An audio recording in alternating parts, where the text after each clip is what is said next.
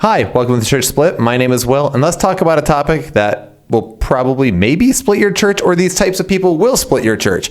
So I'm going to call this Snowflake Christianity today. So the thing is that I've noticed something in Christianity, especially today in the West, in America, that we have a tendency to be snowflakey. Now, let me explain. Snowflakes, obviously, what is a snowflake in today's modern society? We hear this all the time used in vitriol, right? The snowflake left, the snowflake Republicans, the snowflake Democrats, and it's all this thing. But really what it is essentially saying that you are a special snowflake and you're easy to melt and harm. The point is that Christians are really easy to offend, and they think that they're somehow more special than others. And this is actually what causes not only church splits, but it's actually what causes a lot of inner turmoil amongst the church with the world.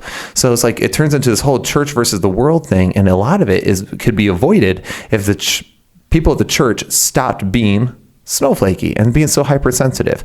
I remember this one time I shared a meme that was just funny, and one person mentioned it was a small joke about it's a preacher joke about pastors, and he just goes, well, this is highly offensive to many pastors. I'm like, well, why is a joke taken so seriously?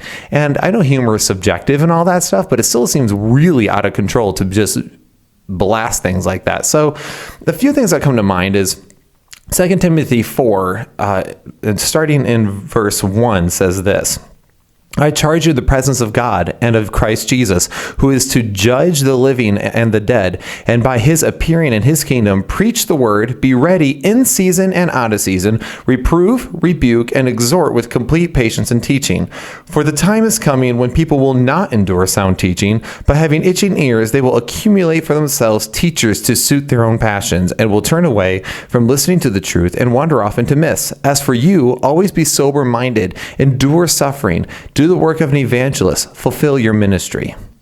For I am already being poured out as a drink offering, and the time of my departure has come.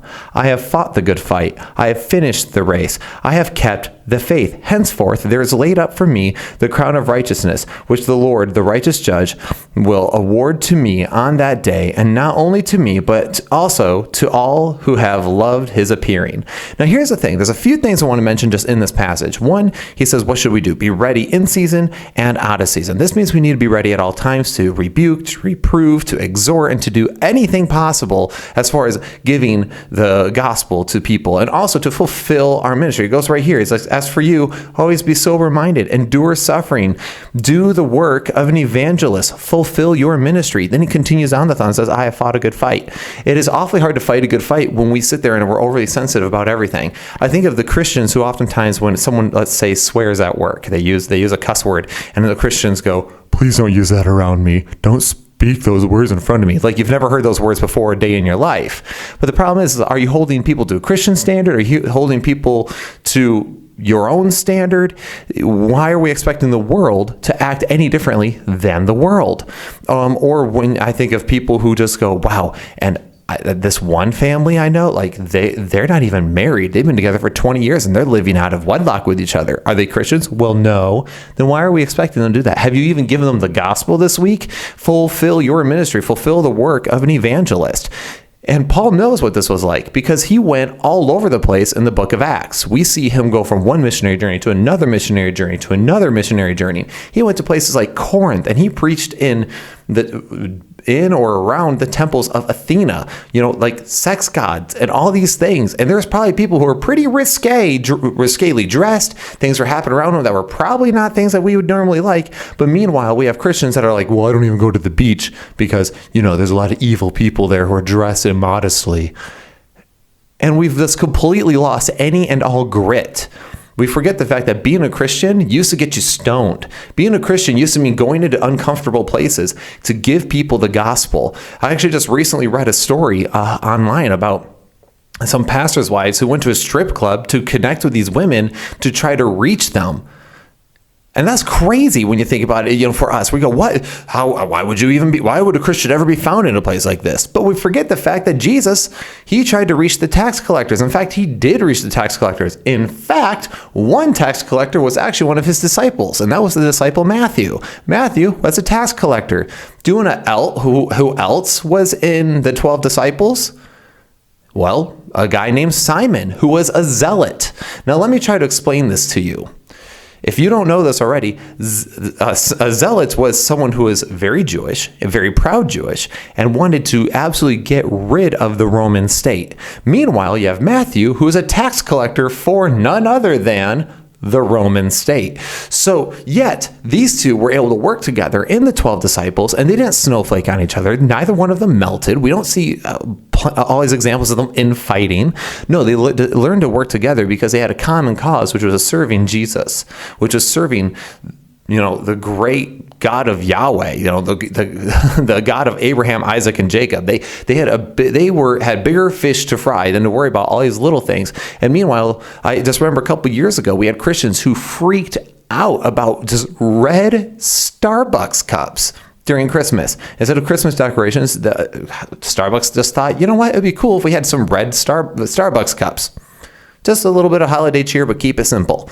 And Christians flipped out about that. They're attacking Christmas. And why? I don't even understand why Christians get mad when people attack Christmas anyway. Again, are we holding the world to a standard that they don't even abide to yet? I'm not saying God's standard is subjective, but Christmas isn't even a holiday in the Bible. Meanwhile, we all freak out over something just like that. It's very silly. And their cups. I can't emphasize that enough. So the whole point here is why is it that Christians so easily snowflake and are so easily offended? This hurts our cause for the gospel in a number of ways. One, we remove ourselves from the people we're trying to reach because we go, nope, I can't be around anyone like that. Meanwhile, we see all sorts of godly people associating with ungodly people in the Bible for the sake of serving God. Which is why we have people like Rahab who are connected to Jesus Christ, which never would have happened if they snowflaked, okay? I'm going to use that as my verb. That is my verb, by the way, snowflaked, all right? I know it's not in the dictionary, but it is now, or at least in mine. But then so it hurts us in the fact that we separate ourselves from that. But then also the world sees us being so stingy, we're being so stuck in our own self-righteousness that they see Christians as people who are only willing to judge and condescend instead of reach out and talk to them and get to know them. I can't imagine what would have happened if I treated every single new disciple who walked into my doorsteps at the church with no background in God if I held them to the standard that I expect all other Christians to hold to. It just doesn't make sense. We're being easily offended. But now, in fact, we have church splits that are caused because people have disagreements over Bible versions. They have disagreements over minor doctrines of okay, are you Calvinist? Are you Arminian? Are you Molinist? Oh, you're a what? Never mind. We can't be friends. Or people just thinking about when the church started. Are you Acts 2? Or are you mid-Acts? Or do you believe the church is only a New Testament concept that is misunderstood and really don't? We split on so many stupid little things. It's almost we walk up to other Christians with a checklist going, do you fit these things? Nope. Well, then I can't work in unity with you. And it's just crazy to me because then we wonder why it's so ineffective to the world. It's because we ourselves can't even be unified together. And instead, we'd rather be easily offended, get all upset over someone exercising maybe their liberty or a small disagreement. And instead of, we should all be unified under a singular moment in history, which is the resurrection of Jesus Christ. It should all be about him and his glory. We should be worshiping God the Father, and we should be serving God by giving the gospel of the death, burial, and resurrection of Jesus Christ, his Messiah. That needs to be what unites us. But instead, we'd rather fight on all these little things. No, don't get me wrong. I understand the irony of you're sitting on my channel called The Church Split, and I love to crack jokes. If you follow our Facebook page, I crack all sorts of jokes. I make little jabs, and that's only intended for humor. But if that's the thing, if small bits of humor offend you so much that you can't even work in unity, That's the problem I'm talking about. We can't even work in unity with each other on small issues. Instead, we'd rather make a big deal over anthills instead of focusing on the mountain, which is the rock that is higher than I, is God. And that's where we all need to be focused on. That's where we need to be together. And that's the point here of this channel, is to bring us together in unity. So I want to challenge you today. Don't be a snowflake. Don't be easily offended. Do not expect the world to act like a Christian, because it's not. And in fact, if you're going to complain about the world acting like the sinful world that it is, then you better start giving the gospel more, because how can you expect the world to know the ways of God if no one's teaching them? To quote scripture, how will they hear without a preacher? So this is just a basic encouragement. I want you to learn how to fight the good fight. I want you to learn how to fulfill your ministry. And you need to learn, therefore, to put yourself out there, put yourself in uncomfortable situations. Associate with people who you normally wouldn't associate with a little bit if you can give them the gospel.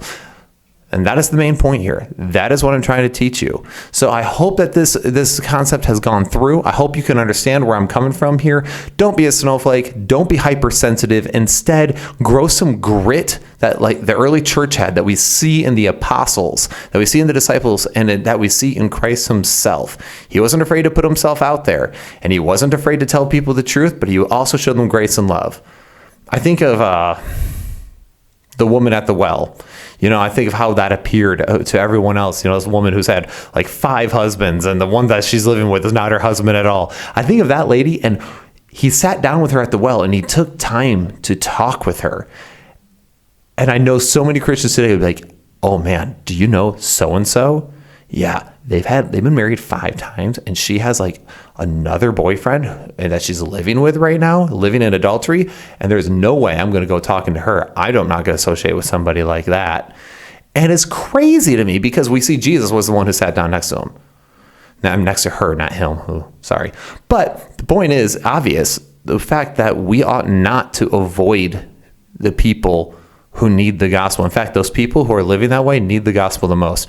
I can't tell you how many Christians I hear complain about the political system. This person's this way. This political leader believes this political believes that. And it's funny, because it's like they're looking at it and they're having these meltdowns over small things, and or they could even be big things, honestly. But the fact is that you're expecting the world to not act like the world.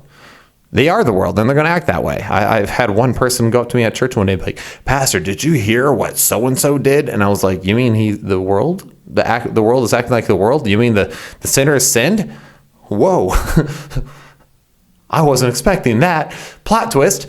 Just kidding. But I think, honestly, we need to have a bit more grit as Christianity. We need to have a bit more, we need to have thicker skin than what we do. And instead of just instantly having meltdowns and attacking one another, it's good to have discussions. It's good to have in-depth discussions. In fact, we saw that at the Council of Jerusalem, right? They got together, they openly and willingly discussed circumcision. And I'm sure there's a lot of people who disagreed with each other, but yet they were still able to work together, and they were able to be unified together, and no one was at each other's throats. We need more Christianity like that, willing to have discussions, willing to give the gospel, but not turn on each other, and especially not avoid the tough topics or avoid being around certain types of people just because we don't like them or they don't hold up to a godly standard. Newsflash, none of us hold up to a godly standard. That's why the gospel exists. That's why Jesus Christ had to die on the cross. And the only reason why you're any different, and the only reason why you can even know the truth of God is because what Jesus Christ did for you. So why don't you share with them that very thing that changed your life? Share with them the gospel. Start from the ground up. You can't put the chariot before the horse. You can't expect the behavior to change before the heart has been changed. So seek to reach their heart, get to know them, talk to them, and then give them the gospel. So anyway, this is a real quick thought, but I just wanted to get this out here because I'm noticing a lot of it, and I want to see more tough Christians out there with thick skin, getting the gospel out, getting the job done, and fulfilling their ministry. So anyway, share this video along if you like it. Please hit subscribe and like, and this has been The Church Split.